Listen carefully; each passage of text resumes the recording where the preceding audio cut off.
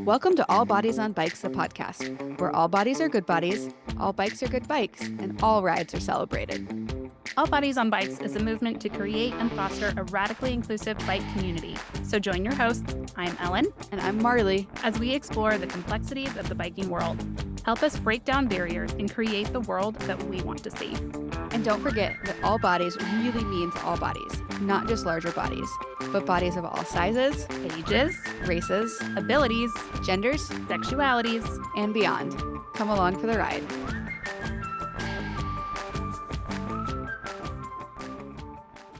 Welcome back to the All Bodies on Bikes podcast. How are you, Ellen?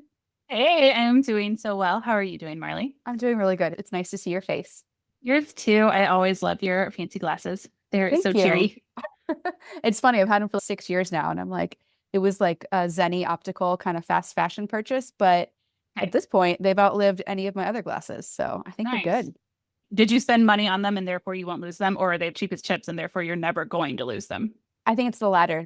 They were super Yeah. cheap. I only use them for computer work. Everything else in my life has random spots and doesn't ever make it back to its home location, but the glasses stay at my computer. Anyway, that's not what we're going to talk about.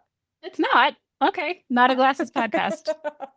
I'm really excited for today's podcast because I have a special relationship with this organization. I really credit it with getting All Bodies on Bikes started, and maybe we can talk about that a little bit. But let's dive right into it. Today, we are talking with radical adventure riders, specifically Zahra Alabanza from Hey. Radical Adventure Alabanza. Riders. Radical Adventure Riders was founded in 2017, and it's a movement towards gender inclusivity and racial equity in cycling and the outdoors. RAR, Radical Adventure Riders, but we're just going to call it RAR. They do this by providing education, connection, resources, and support for the community and industry. RAR creates networks and programs to support FTWNB, which we'll explain what that means, and BIPOC folks in the cycling and outdoors scene. Some of these programs include regional chapters that host inclusive rides, the Cycling Industry Pledge, a gear library, and more. So speaking with us today is Zahra Alabanza, who conjures enthusiasm for life by practicing pleasure and play, living simply, and seeking joy. Being a parent, organizer, creator, and adventurer are a few roles that allow her to explore the depths of her pleasure and joy. A project-starting, wandering over-lover and outdoor junkie, she utilizes experience in space curation, outdoor adventure, land-based work, wellness rituals, and being a creator as the root of her community organizing efforts to enhance the quality of life among Black folk. Her work centers Black women, children, and queer folks and meets at the intersection of justice, principled living, healing, quality of life, and Black liberation. She co-founded Red, Bike and Green Atlanta and the Black Freedom Outfitters. Welcome to the show. Thank you for having me. It's a pleasure to be here with y'all. Yeah, super excited to have you. I love the term over-lover. I've never heard that before, but I really love it.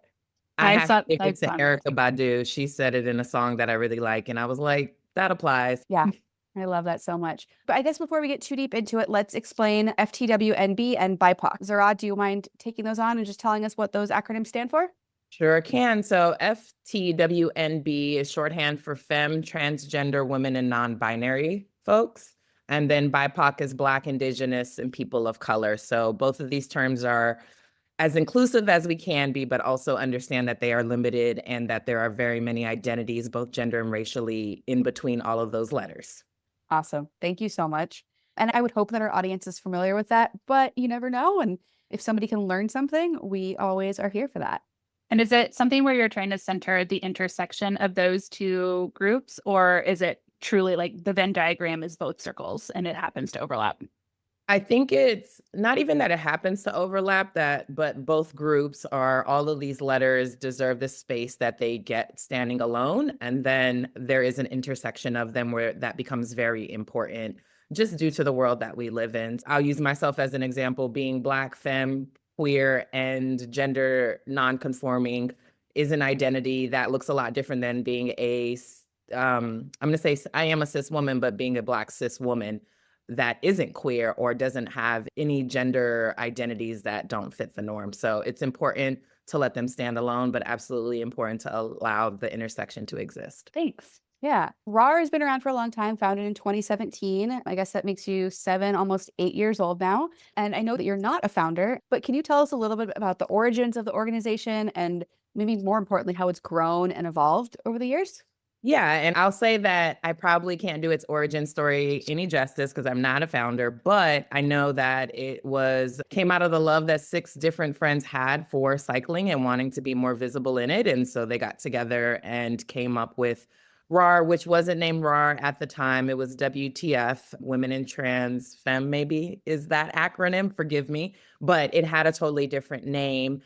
And I think as founder, you love what you've decided to do specifically with your friends, and then things happen. People have different dreams, desires for themselves, and even how they want to be part of an organization. And they collectively made a decision to allow new leadership into the organization while founding leadership went on its own journey. So Molly, who is one of the founders, is still present with the organization. And I can't recall what year myself and Grande came on, but we did, and we're still here. And we have contributed to the direction that it's went, which contributed to a new name. It also contributed to different programming. So where RAR used to have or had been known for this large event that it did that brought the demographic they represent together, it no longer hosts that event, but we created something that is a lot more sustainable with its chapters. We have a number of chapters across the country and one internationally. And then we had a gravel team, which I think was really an amazing opportunity to allow people to be like adult athletes in a biking sport that also is not the mainstream of what we see biking as. And so it's like this mesh up of non-traditional things, having people of different gender identities and racial backgrounds be on a gravel team, participating in the aspect of biking that, again, like I said, isn't as popular or wasn't at the time. I think gravel racing and riding has become more popular, but still isn't as mainstream as like road racing or anything like that. And it gave an opportunity for people to see a part of our country that is like off the beaten track as well, because it's not surfaced.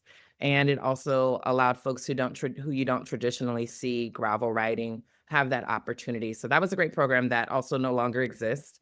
And then we also had a scholarship program that allowed folks to apply and get gear and funding to create their own bike adventure, which was one of my favorite programs. But that is also, it was beautiful while it lasted, but it's expensive and hard to keep funding because to me, it always feels like you're trying to prove why people who are not white cis men deserve to have the space and finances and gear to do something that is very liberating. And while it's sad to see that go, it was probably my favorite adventure, reading all of these applications that people express why they want to get on a bike and plan a bike adventure. So now we have our chapters, and some of those chapters have gear libraries.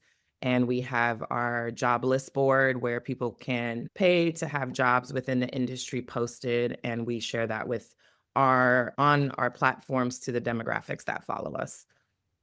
Tell me more about this gear library. I saw this in our show notes and I want to understand how it works, what the benefits are, what's going on with this. So the Atlanta chapter has a really great example of the gear library, which is run by Devin, who is one of the chapter managers. And she did a really great job due to her relationship sourcing all kinds of necessary things that you need for bike packing. And so everything from bikes to panniers and different kind of bike bags to what you need to sleep in, just anything you can need, you can check out at the gear library at no cost. Go have your adventure. And they've done such a great job cataloging it. It's like a library. And one of her core members of the Atlanta chapter, when they started it, is a librarian. So that was really cool to utilize that mechanism to organize what their gear library would look like. And yeah, not anybody, but folks who identify with the demographic can come and borrow gear and take it on bike adventure for a set amount of time and return it when they're done. What I generally love about gear libraries is not it. I think our country or the world is so capitalistic that they want you to buy without even knowing if you love a thing yet. So what gear Absolutely. allow you to do is have an adventure, decide if this is for you, And if you love it so much to go buy things, you have brands that you use and approve that you can go get your own gear for. But at the same time, if you don't want to buy it because you live in a small apartment in said major Yeah. city, you don't have to, because a gear library can be made available for you just to continue to borrow the gear. And I think what's also great with what the Atlanta chapter of RAR did was it wasn't a lot of used gear. So a lot of gear libraries get piecemeal together by what people don't want, don't need anymore, what they've grown out of, which often can be great gear. However, it can also be gear that's falling apart and not in its tip-top shape. And I think specifically for demographics that are often overlooked, you don't want secondhand things that may not be in the best condition. So Devin and Atlanta did a really good job of getting tip-top gear for people to have the best experience the first time out. Because I think if you don't have the best experience the first time you go out, it reduces the likelihood that you will try it again. So I think Totally. having tip-top gear really encourages the best experience possible. So I can't recall off the top of my head how many chapters have gear libraries or not, but it's something that the Atlanta chapter has done really well, and they've presented on it. And I want to say the gear libraries came in at a time where the culture was really ready and ripe for it, because I know of previous attempts, not necessarily by RAR, but by other entities, that people are like, I don't know what a gear library is or why it would be of any use to anybody. And they never happened. So the timing of when these were proposed but was really good for RAR and has proven to be really successful, even to the point where I didn't meet you there, Marley, at Grit Fest, but people were able to borrow gear from not only Grit Fest, but even in Atlanta, people who were not from Atlanta. Devin brought things over so people could utilize while at Grit Fest. So even That's nationally, awesome. the Atlanta Gear Library was supporting people, which is really cool. That's so cool. Yeah, when I lived in Seattle, we had a tool library, so similar, but it's such a community care thing because you're right, we don't all need to buy things, and equipment is such a barrier for folks getting into the type of adventure cycling that RAR promotes. So I really love that. What are some of the other primary barriers that you've observed for marginalized communities, like entering the outdoor or the cycling spaces, and how does RAR help address those? Yeah, I think it's a really interesting conversation that has happened. And I want to say like the last 10 years about who's in the outdoors and who's not. And I want to say someone is defining what the outdoors is, and it is not people of color, it's not Black folks, it's not trans folks, it's white cis people who run these entities who have said, this is what outdoor adventuring looks like, or this is what outdoors looks like. And I've always pushed back against at least Black people not being outdoors, because we are. It may not look the way that is being promoted, but we've always been outdoors, and we don't even need to go into those conversations, but it's always existed. What I think is, so the narrative is a barrier because it's made us believe that BIPOC folks are not outdoors, that trans folks are not outdoors. And I think sometimes we ingest that in a way that makes it more true than it actually is. And just because we're not seeing it doesn't mean it's not occurring, right? And so I say that we are outdoors. We, of course, can always be outdoors more, but we are outdoors. And the barriers are real, but we still find a way, even if it's out of no way, which means that if we needed to create a gear library or borrow something from my friend who I knew one time did this thing but had this thing, we do it. We piecemeal our experiences together. And I think makes for a really unique experience. But barriers are always like finances, right? And where you live in this country, and as well as the narratives that say it's not safe for you. And I find it interesting that we can live in urban spaces, hear gunshots, and not think twice about it. Like it's just part of the white noise in the background. And then when someone says, let's go outside, their bears come up. And I'm always like, the likelihood, one, bears don't exist in said area that you're going to go outside. Two, the likelihood that you're going to run into wildlife so close that you feel endangered is slim to none. And if you do, I hope that you are like prepared in a way that you can recognize how to keep yourself safe. But these narratives we tell ourselves and that have been told to us become the barriers. The movies that always have somebody being killed outside on AT or in the backcountry creates a sense of fear that doesn't even allow folks to be curious about what's possible. And then people don't even recognize, oftentimes because of the hustle and bustle and the demand to keep up with our basic needs via labor and capitalism, you don't even realize what's in your back door. And so it always looks like I need to buy a plane ticket, get on a train, and go somewhere far away from the urban setting I live in to experience outdoors. And again, that's false. Cities aren't all great with creating outdoor spaces, but in most major cities, there are trails, there are opportunities for you to get outside. And so I think the main barrier is believing the hype that the outdoors isn't for us and that we're not out there and that it needs to look a certain way. And then I think that finances do become a barrier, or not knowing anybody else who has done it before you so that you can borrow something or have a conversation with somebody about what that experience is like. And then fear is real, right? Like, we've been told these stories for so long that they become real to us. And I think we need to demystify it rather than constantly having the conversation about the things that are external of our ability to change. The commercials are diversifying, but it doesn't mean that it's going to make you feel safer to go outside. So if it's something you really want to do, how do we take that control into, how do we get power of that so that we can create narratives that make us really excited and curious about the outdoors? Yeah. So there's someone to ask, I think, is an important part, like someone who you are comfortable talking to and who has a shared experience of, so that you can just feel free to just like fire off these questions one after one and like assuage that anxiety that you might feel of getting into whatever activity you might do. I think that's really important. So you guys are basically, go ahead. No, go ahead. I'm sorry. You're very purposely creating the place for someone to go to ask.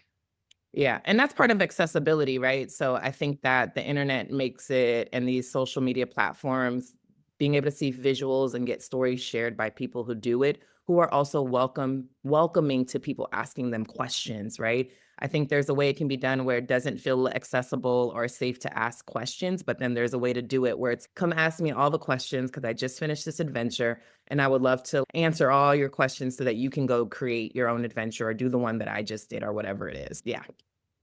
Yeah, absolutely.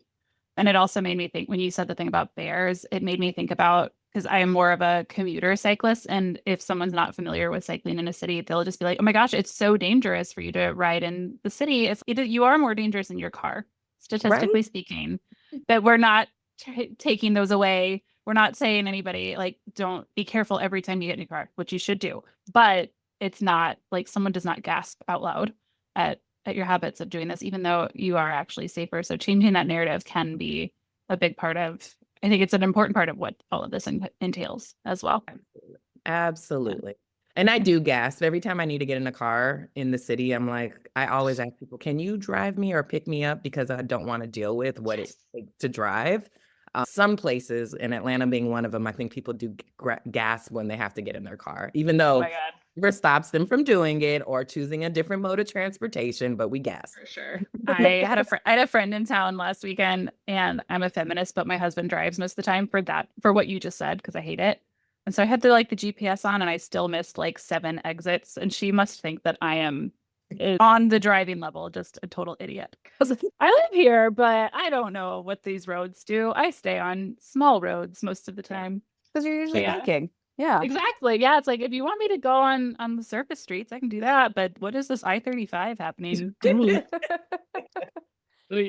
I'm curious to learn more about the chapters. All Bodies on Bikes has chapters, and I'm just curious to learn more. What is the chapter structure? What kind of activities do they do? What does that look like? So it's funny because that was my first project when I came on, because I couldn't create chapters with Red Biking Green because of the lack of finances and just the kind of support that's necessary. I offered it to RAR, and I was like, chapters are the way to go because it gives a lot of autonomy, right? And it gives a lot of space for creativity. But we started off, and these numbers, please don't quote me, y'all, but I think we started off, we did an application process, created a structure where it was like, you need to have a core group. These are some of the skills you need for your core group. You need to do a certain percentage, I think we said had to be BIPOC, but we've always refined that because, for instance, there's a chapter in Utah. We want the percentage of BIPOC people to at least match or mirror to a particular extent the percentage that exists within the city. But we can't ask like Utah to have a predominantly BIPOC chapter because it's Utah. That is not the makeup of the demographic. I don't get it. Is there something about Utah that I don't know? I kid. No. So we had some like measurements about what racially, what the makeup should be, what your core group should look like, that it should exist, it should have these roles, and that you, I think, have 1 or 2 adventures, like a backpacking experiences within a year span of time. Whatever those like initial measurements were, we found it challenging to monitor that with what we had. So we brought on co-chapter leads, which are Devin and Kai. Devin runs the Atlanta chapter, Kai runs the New Haven chapter. And they created a lot of structure that makes these chapters run more smoothly because we've seen a lot of gaps and things that weren't being met. So what we noticed originally was like the chapters that were more BIPOC oriented had a harder time creating the bike adventures that were necessary. And we assume it was because of the amount of labor that they have to do for their own lives that didn't afford them the privilege and space and time to be so into their chapter that they could meet the requirements. And so it was like, what can we do to support that? Grande would be someone who supported the Bay Area chapter to help them troubleshoot, to offer more resources and things like that. And when we got the chapter managers, that's what they also started to do for each chapter. So they have office hours. They have mandatory office hours and then like more flexible office hours. And then there's these workshop series on how to engage different demographics. So for example, if I look at it from an organizing standpoint, which is you need to have one-on-ones in your community. If you're not seeing who you want to show up in your space, you need to go find out why and where people are, which means they might not be coming to your ride, but if you're welcomed at their ride, then that's where you need to be going and build authentic relationships. And my perspective was that our chapters became even more microcosmics of the communities we live in that are very isolated racially, that even gender-wise are very isolated.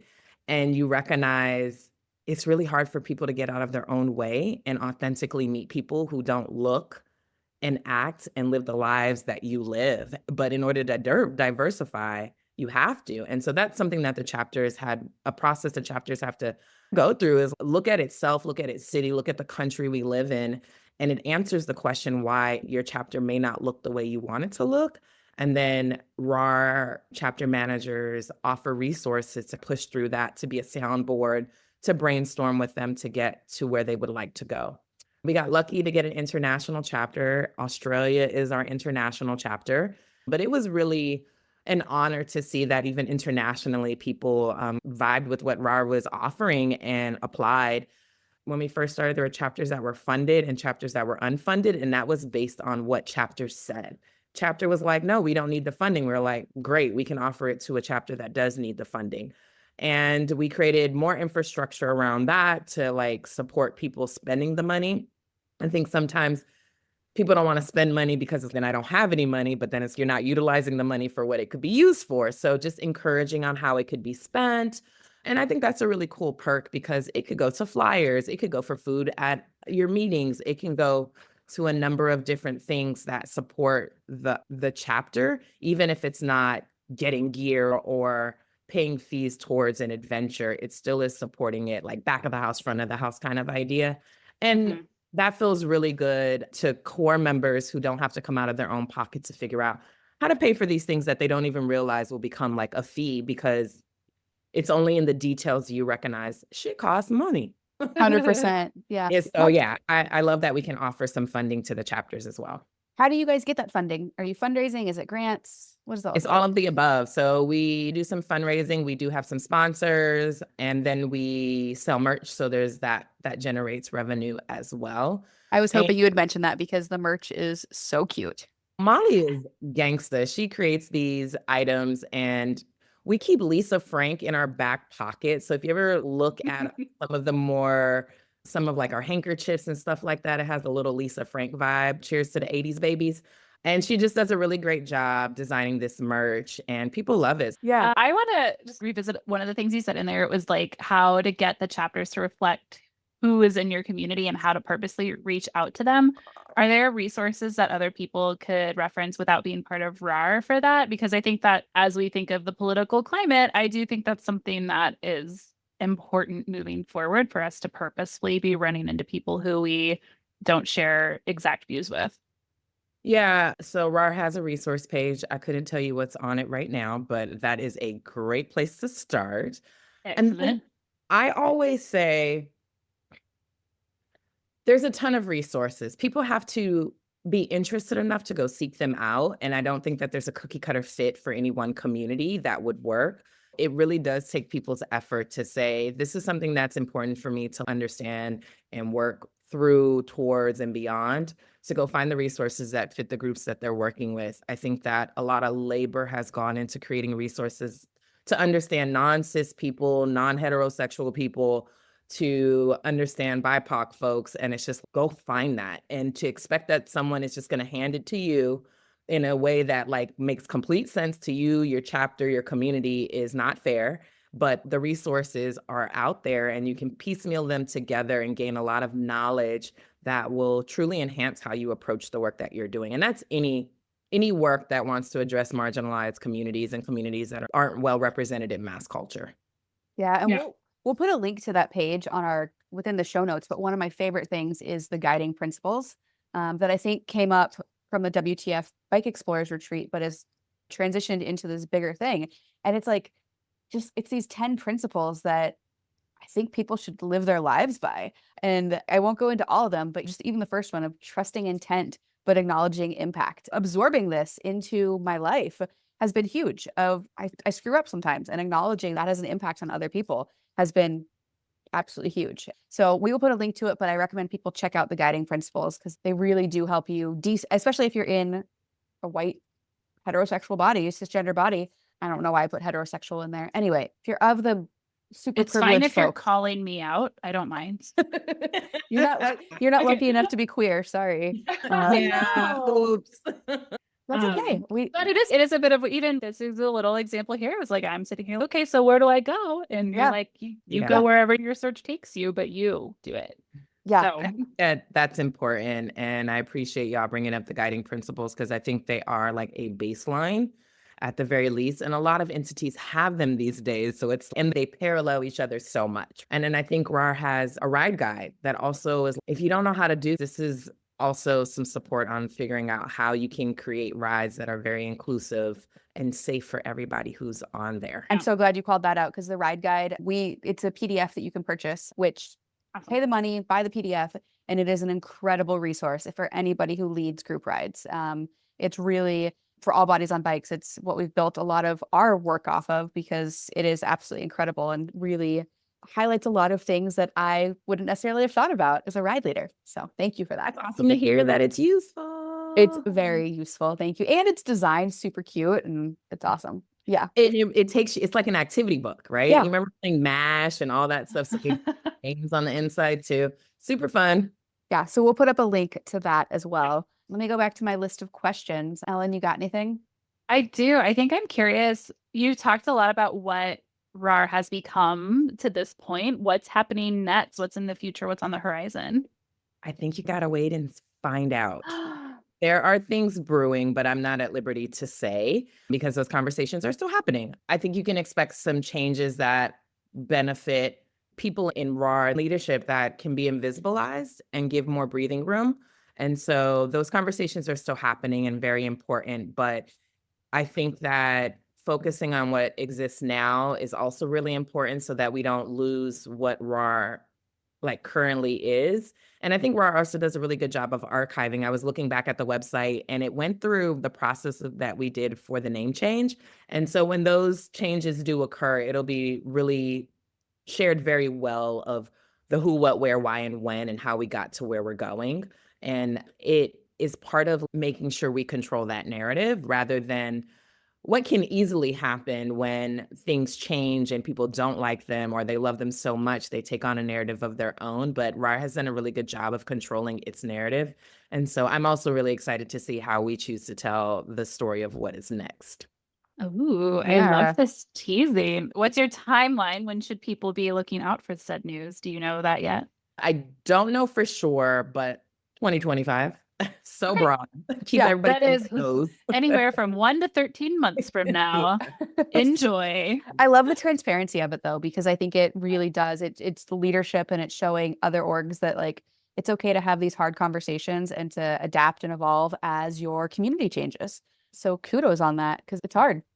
And I would also say as leadership changes, right? Going from a founding group to only having one founder and a bunch of other people that believe in the work of RAR coming together and having to learn each other and all these great things. We're a great group of, I would say, friends, actually. And I don't think people consider often enough, and you all probably have experiences as well, how hard it is to create space and things that other people will utilize. People will love to get in the comments and have shit to say. And it's, wait a minute, what happened too? And this space was created for all of us to enjoy, and it didn't exist before. And there's often not a blueprint. So don't come trying to attack us or have such critique that it makes the very people who are making the offering not feel good. And so reminding people through all of these processes that like we're people too, Yeah. and be easy. And our pace is not necessarily as one of corporate America, which I think people are accustomed to. When you put in a complaint, you get an automatic response and a resolution. And that's not, we're real people trying to be transparent and hold integrity while we deal with anything. And so as we move at the pace of being human. And that's a very real thing, which is why 1 to 13 months is who knows what will happen in our decision making. Yeah. And that's perfectly okay because you all Mhm. have lives outside of RAR and your parents and your community members and all these things. I Maybe- love that gentle reminder to, hey, be patient, folks. Like we're creating community for you and we're building this for you. But it's also a bit of a moment to say it doesn't have to be the pace of corporate America. It's fine to take its time. I think All Bodies on Bikes has done a good job too of saying we're going to purposely grow sustainably in a way that, because at the moment it's really just it's Marley and the board and it's a few other people who are like, we're surrounded by good people, but you can't put it all on Marley's shoulders and expect it to just fly. You can, Marley's amazing, but if we're not trying to burn Marley out immediately, you have to do this differently. So like pushing back against, The hustle. I think, the hustle. Yeah. And this expectation, even like the way that you said it with taking your complaint to corporate America. Yeah, you might not get your ticket logged the way you think. And it might just be that the answer is no. Like we're expecting whoever we complain to fix our problem. And if you're not going to show up and be part of the solution in something like RAR and something that is so new and growing, then you might like noted and we'll let you know. Yeah, absolutely. And I commend all founders and I commend the one-person teams with boards and the people who live a lot of lives, but yet still find the space to offer something to the larger community, because the blood, sweat, and tears and the sacrifice, and you don't even recognize the sacrifice because you're like, I love this thing. And then you look up and you're like, holy shit. Like, Mhm. how do you continue? And then you have to realize we get to create what an entity can look like that aligns with how the people we love and care about move and exist in the world. And it is at a completely different pace. It's like at the pace of riding a bicycle on it again. Heyo. Yes. I love So- that. I love that. I'm hoping folks are going to hear this and be like, oh my God, I want to learn more about RAR. I want to get involved. Obviously, people can go to the website and look it up on Instagram. But if people are interested in coming on a ride, coming on a camp out, and they fit into the FTWNB BIPOC umbrella, do you have any advice that you would give them for folks who are curious, or like how should they show up to these spaces? Just go.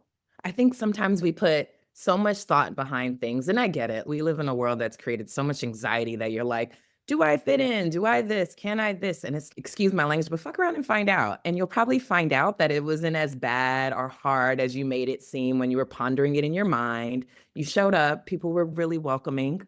And maybe they weren't, because I don't know. I've heard of recent experiences where something wasn't as welcoming, but we can troubleshoot that. I think that's the most beautiful thing, is the people who come to something like RAR are open to critique and will shift when and if it makes sense for them to shift to meet the needs of the people that they want on the rides, or that deserve to be on the rides, need to be taking up space on the rides.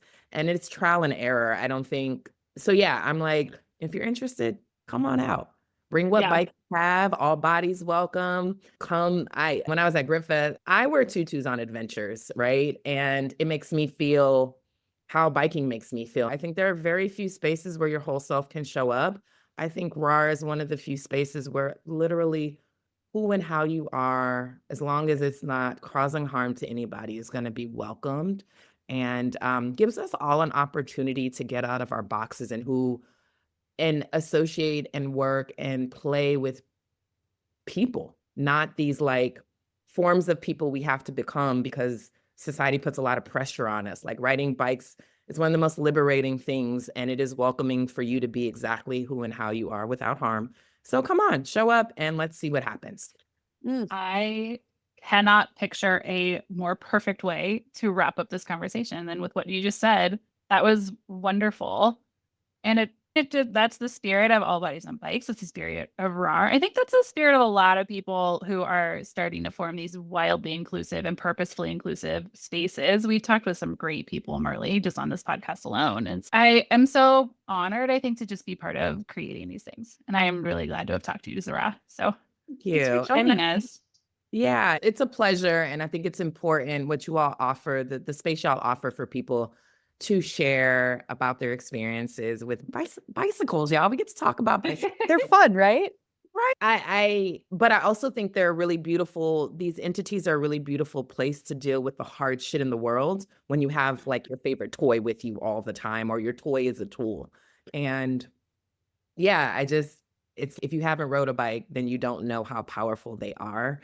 And I welcome anybody and celebrate anybody who somehow uses bikes as a tool for change. So thank you for the podcast and having Rara on. Thank you Yeah, for joining us. We hope that every listener has the courage to fuck around and find out at some point in 2025 with you guys. Sounds great. Awesome.